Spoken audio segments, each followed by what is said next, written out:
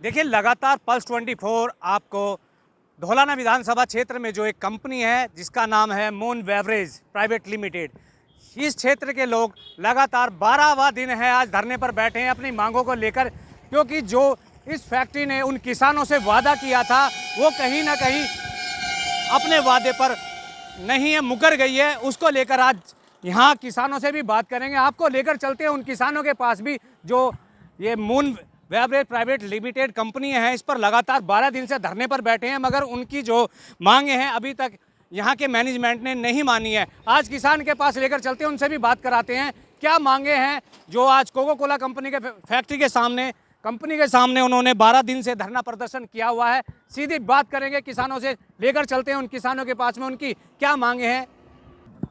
देखिए, जैसे कि हमने आपको बताया, हम किसानों से मिलवाते हैं जो मून बेवरेज के सामने लगातार 12 दिन से धरने पर बैठे हैं, अपनी मांगों को लेकर सीधी बात करते हैं किसानों से जो यहाँ के क्षेत्रवासी भी हैं। पहले उनसे उनका नाम जानेंगे और उनसे जो उनकी समस्या है मून बेवरेज को लेकर, क्या प्रॉब्लम है जो लगातार 12 दिन से धरने पर बैठे हैं। जी, आपका परिचय जानना चाहूँगा। रियाज राणा। जी राणा जी, एक बात बताइए, आप लगातार 12 दिन से धरने पर मून बेवरेज के सामने बैठे हैं, क्या कारण है, क्या रीजन है इसका?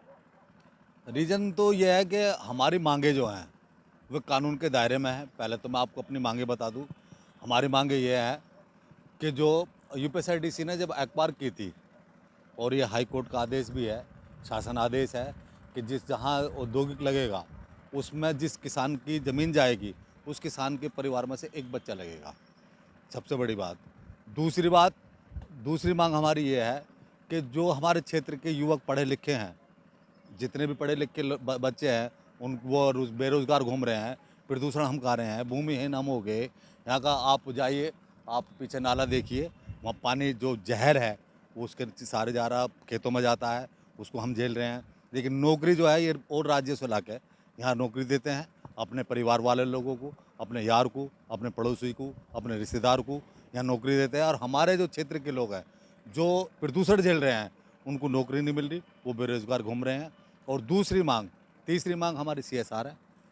सीएसआर के जो फंड होता है उसका फंड जिस गाँवों की ज़मीन जाएगी उसका फंड 2% हर साल जो भी उसका बचत होगी उसमें लगेगा।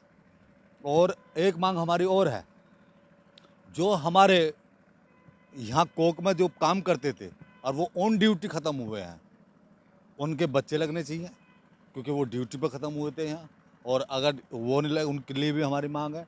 और अगर नहीं मानेगा तो 22 तारीख में हम इसको बता देंगे। मैं आपको एक और बताता हूँ कि आज हम डीएम महोदय साहब से मिले और हमने एक ज्ञापन दिया, और इस ज्ञापन में हमने ये कहा, मौखिक भी कहा और लिखित भी कहा, आपको हम वो दे देंगे।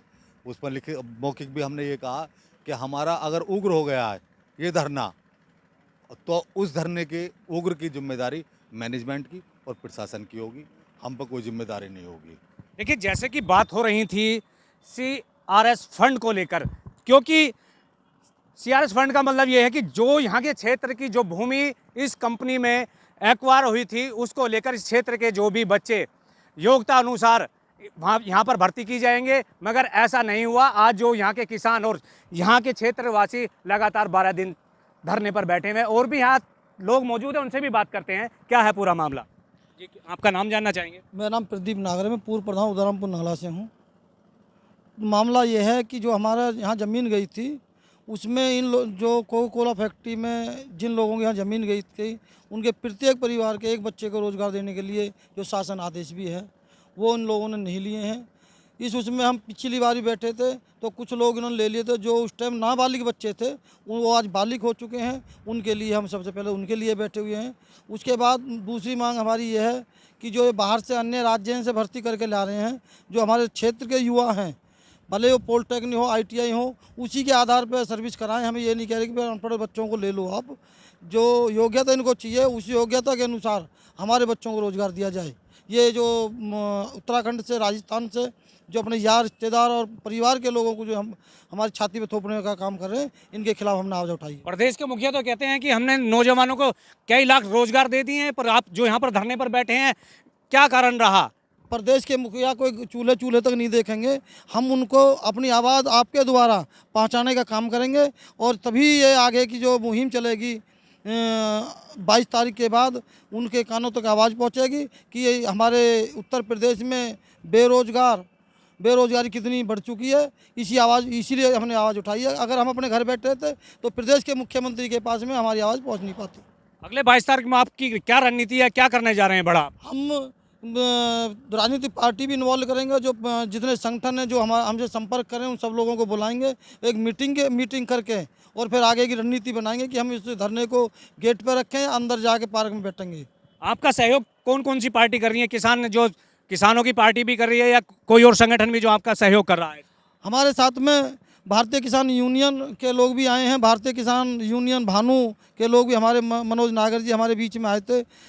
किसान संघर्ष समिति बझेड़ा वाले जो राकेश सिसोदिया जी, वो डेली हमारे बीच में आते हैं। ये सब लोग हमारे साथ मिलकर काम करेंगे, क्योंकि क्षेत्र की लड़ाई है। देखिए, किसानों की लगातार 4 मांगे हैं, जो देखिए आप 4 मांगे आपको दिखाई दे रही होंगी moon beverage private limited company को लेकर। मगर जो यहाँ पर इनकी जो 4 मांगे हैं, अभी तक एक भी मांग इस कंपनी ने पूरी नहीं की है। लगातार 12 दिन से यहाँ के क्षेत्रवासी किसान आंदोलन पर बैठे हैं, धरना प्रदर्शन कर रहे हैं, मगर मून बेवरेज का शासन पर जो प्रशासन है उसके कान पर जू तक नहीं रह रही है। लगातार ये 12 दिन से यहाँ के किसान क्षेत्रवासी अपने बच्चों की, जो योग्य बच्चे हैं शिक्षा को लेकर, जो आज शिक्षित हो चुके हैं, जब ये इसका निर्माण हुआ था उस टाइम जो बच्चे नाबालिग थे, जो क्षेत्रवासी कह रहे हैं वो आज बालिग हो चुके हैं, और शिक्षा को लेकर जो आज शिक्षित है वो आज बेरोजगार इस क्षेत्र में फिर रहे हैं।